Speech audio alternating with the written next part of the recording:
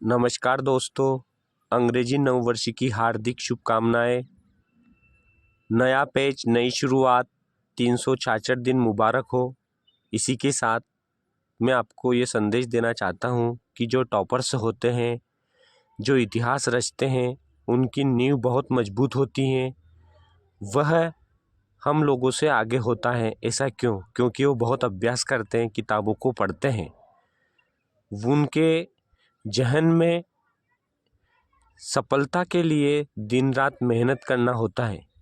मैं भी यही चाहता हूँ कि आप लोगों की नींव बहुत मजबूत हो और आप भी एक नया इतिहास रचें। आज से आप भी एक नई शुरुआत कीजिए। रोज़ 10 प्रश्न के उत्तर याद कीजिए, रोज़ खूब मेहनत कीजिए। इसी के साथ हम चलते हैं। हमने 11वीं के पार्ट 1 में भारत की जानकारी देखी थी। उसी के आगे हम बता रहे थे कि जो कर्क रेखा हैं 8 राज्यों से होकर गुजरती हैं। हमने आपको बताया था कि ये जो कर्क रेखा हैं यह गुजरात, राजस्थान, मध्य प्रदेश, छत्तीसगढ़, झारखंड, पश्चिम बंगाल, त्रिपुरा और मिजोरम से होकर गुजरती हैं। इसमें मैं आपको बता दूं कि जो सबसे अधिक कर्क रेखा की लंबाई सबसे अधिक है वो मध्य प्रदेश में है। ये देखिए आप, 14 जिलों से होकर मध्य प्रदेश से कर्क रेखा गुजरती है और राजस्थान से बहुत सबसे कम इसकी लंबाई है। इस प्रकार 2 प्रश्न बन जाएंगे कि कर्क रेखा सबसे अधिक किस राज्य से होकर गुजरती है, तो मध्य प्रदेश से होकर गुजरती है। सबसे कम किस राज्य से होकर गुजरती है, तो राजस्थान से होकर गुजरती है। इसी के साथ में क्षेत्रफल में सबसे बड़े राज्य आ जाएंगे आपके राजस्थान। क्षेत्रफल में सबसे बड़ा राज्य है राजस्थान। यहीं पर थार का मरुस्थल है। यहीं पर सबसे प्राचीन पर्वत श्रृंखला अरावली है, राजस्थान। इसके बाद में ये देखिए, ये राजस्थान के बाद में ये आ गया आपका मध्य प्रदेश। ये मध्य प्रदेश दूसरा सबसे बड़ा राज्य है। 2001 के पहले सबसे बड़ा राज्य हुआ करता था, परंतु छत्तीसगढ़ अलग होने के कारण मध्य प्रदेश दूसरा सबसे बड़ा राज्य है। तीसरा है महाराष्ट्र और चौथा है उत्तर प्रदेश। तीसरा राज्य आंध्र प्रदेश हुआ करता था, परंतु उससे तेलंगाना अलग हो गया, इसलिए वो 5वां बड़ा राज्य हो गया। तो सबसे बड़ा राज्य है राजस्थान, मध्य प्रदेश, महाराष्ट्र और उत्तर प्रदेश। ये उत्तर प्रदेश है। उत्तर प्रदेश में देखिए आप, कंपटीशन की परीक्षा से भी देखना है, अगर आपको नींव मजबूत करना है तो ये भी पूछा जाता है कि उत्तर प्रदेश से कितने राज्यों की सीमाएं लगती है, कितने दूसरे देशों से सीमा लगती है। देखिए नेपाल से उसकी सीमा लगी हुई है और बहुत सारे राज्यों से उसकी सीमा लगी हुई है। अगला प्रश्न है, भारत का क्षेत्रफल कितना है? 32,87,263 वर्ग किलोमीटर इसका क्षेत्रफल है। सीधा सीधा प्रश्न पूछा जाता है कि भारत का क्षेत्रफल कितना है, तो आपको याद होना चाहिए 32,87,263 वर्ग किलोमीटर इसका क्षेत्रफल है। भारत का क्षेत्रफल में सबसे छोटे राज्यों के नाम बताइए, तो सबसे छोटा राज्य है गोवा, सिक्किम, त्रिपुरा और नागालैंड। तो इसमें आप देखिए कहाँ पर गोवा, ये गुजरात के नीचे यहाँ पर गोवा है जो क्षेत्रफल में सबसे छोटा है। सिक्किम ये यहाँ पर है। सिक्किम ऐसा राज्य है जिसकी सीमा 3 राष्ट्रों के साथ लगती है, चीन से लगती है, नेपाल से लगती है, भूटान से लगती है।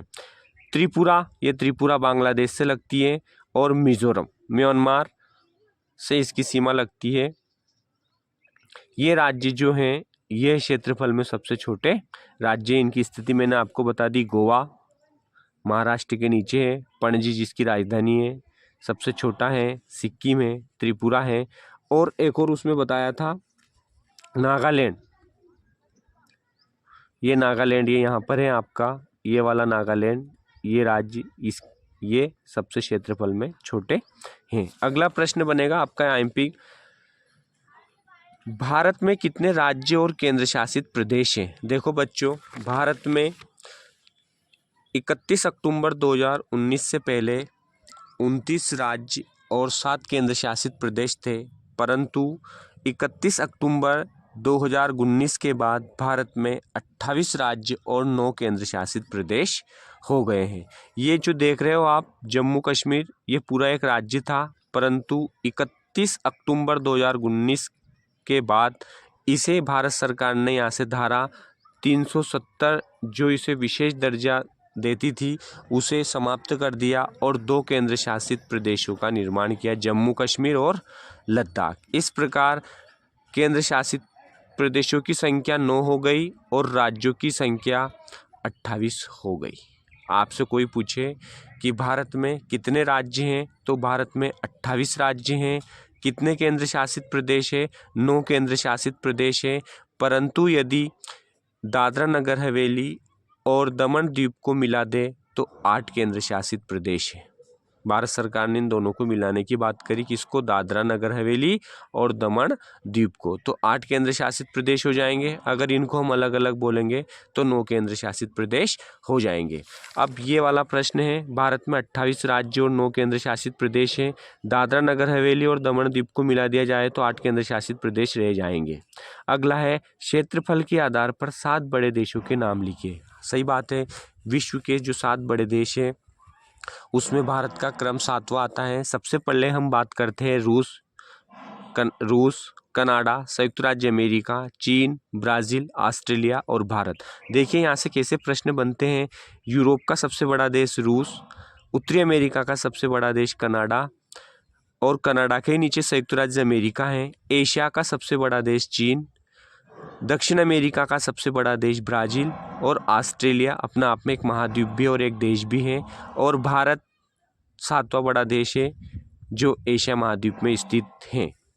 भारतीय उपमहाद्वीप किसे कहा जाता है या भारतीय उपमहाद्वीप में कौन कौन से देश सम्मिलित हैं? तो देखिए बच्चों, भारतीय उपमहाद्वीप में आपके जो देश हैं, एक पाकिस्तान, नेपाल, भूटान, बांग्लादेश और भारत। कितने देश हैं? पाकिस्तान, नेपाल, भूटान, बांग्लादेश और भारत। इस प्रकार टोटल भारतीय उपमहाद्वीप में 5 देश सम्मिलित हैं, पाकिस्तान, नेपाल, भूटान, बांग्लादेश और भारत। भारत के तटीय भाग की लंबाई कितनी है? भारत के तटीय भाग की मतलब ये देखिए आप, जो गुजरात है, कच्चा ऑपरन गुजरात से लेकर मैंने आपको बताया था गुजरात, महाराष्ट्र, गोवा, कर्नाटक, केरल, तमिलनाडु, आंध्र प्रदेश, उड़ीसा और पश्चिम बंगाल, ये जो समुद्र से लगे हैं ये तटीय राज्य हैं, 9 तटीय राज्य हैं। इनकी लंबाई और प्लस अंडमान निकोबार द्वीप समूह, लक्षद्वीप समूह, जितने भी केंद्र शासित प्रदेश हैं, इनकी सबकी सीमा को मिला दे तो 7,516.6 किलोमीटर है। भारत के तटीय भाग की लंबाई, कुल तटीय भाग की लंबाई कितनी है? 7,516.6 किलोमीटर है। सबसे लंबी तटरेखा वाला राज्य कौन सा है? गुजरात सबसे लंबी तटरेखा वाला राज्य है। केंद्र शासित प्रदेश में यदि पूछा जाए तो सबसे लंबा केंद्र शासित प्रदेश की, कौन से केंद्र शासित प्रदेश की तटीय सीमा की लंबाई सबसे ज़्यादा है? तो ये है आपकी अंडमान निकोबार द्वीप समूह। परंतु यदि पूछा जाए कि मुख्य तटीय भाग की लंबाई कितनी है, तो 6,100 किलोमीटर है। मतलब ये 6,100 किलोमीटर में ये जो केंद्र शासित प्रदेश हैं, ये जो द्वीप समूह हैं, उनकी सीमा को सम्मिलित नहीं किया गया। और यदि कुल लंबाई पूछी जाए तो 7,516.6 किलोमीटर, इनकी सीमा को भी सम्मिलित किया जाता है।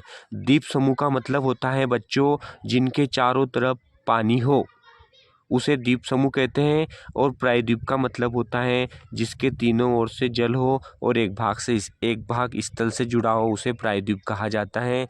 विश्व का सबसे बड़ा प्रायद्वीप जो है अरब प्रायद्वीप है। तो इस प्रकार 7,516 इसके तट की लंबाई हो गई। और स्थल भाग की लंबाई, अब देखिए आप स्थल भाग में देखिए, ये गुजरात है, इसकी सीमा स्थल भाग की लंबाई, ये स्थल भाग देखिए आप, ये गुजरात और गुजरात की सीमा जल से और स्थल से दोनों से लगी हुई है। तो इसमें हम आगे बताएंगे कि राजस्थान, पंजाब, केंद्र शासित प्रदेश जम्मू कश्मीर, लद्दाख, हिमाचल प्रदेश, उत्तराखंड के बाद सिक्किम, अरुणाचल प्रदेश, नागालैंड, मणिपुर, मिजोरम, त्रिपुरा, असम, मेघालय और पश्चिम बंगाल की सीमा स्थल से लगी है। और इसकी टोटल लंबाई है 15,200 किलोमीटर। अब आपको बहुत ज़्यादा गहराई में तैयारी करना है तो आप ऐसे कर सकते हो कि पाकिस्तान के साथ किन किन राज्यों की सीमा लगी। तो देखिए आप, लद्दाख की लगी केंद्र शासित प्रदेश, जम्मू कश्मीर की लगी हुई है, पंजाब की लगी हुई है, राजस्थान की लगी हुई है, गुजरात की लगी हुई है। इसी प्रकार नेपाल के साथ किसकी लगी है? तो उत्तराखंड की लगी है, उत्तर प्रदेश की लगी है, बिहार की लगी है, पश्चिम बंगाल की लगी हुई है और सिक्किम की लगी हुई है। इस प्रकार आप ज़्यादा तैयारी कर सकते हो। तो आपसे पूछे कि भारत की स्थल भाग की टोटल लंबाई कितनी है? 15,200 किलोमीटर लंबाई है। स्थलबद्ध राज्य होता है, स्थल लैंड लोकेटेड, स्थलबद्ध राज्य। एक तो होता है जिनकी सीमा अंतर्राष्ट्रीय हो या जली हो। तो देखो इनकी सीमा, इन राज्यों की सीमा अंतर्राष्ट्रीय है और नीचे के राज्यों की सीमा जली है। परंतु कुछ राज्य ऐसे हैं जिनकी सीमा न तो किसी दूसरे देश के साथ लगती है और न किसी जल या तटीय क्षेत्र से लगती है। तो देखो लैंड लोकेटेड राज्य आ गया आपका हरियाणा, मध्य प्रदेश, उसके बाद आपका छत्तीसगढ़। देख लिए छत्तीसगढ़ की सीमा भी किसी दूसरे देश के साथ या फिर किसी तट से नहीं लगी है।